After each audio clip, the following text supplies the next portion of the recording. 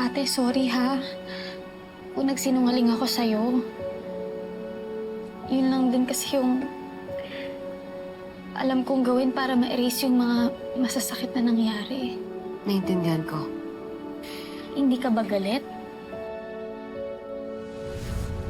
Your sister is a liar. Well, narinig ko siyang sinasabi kina Luigi at Mikay na inatake sa puso. Halatang nagsisinungaling. Hindi namatay si nanay sa sakit. Namatay siya sa sunog. Basta from now on, ayokong magsinungaling ka sa akin. Magiging transparent ka na sa lahat. Oo, ate. May tinatago ka pa ba? Wala na, ate. Sinabi ko na sa'yo lahat. Sigurado ka? Dito ka na muna. Pupuntahan ko lang sa Lalorin.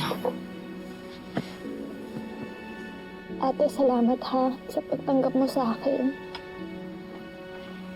Promise, hindi ko sisirain yung tiwala mo sa akin.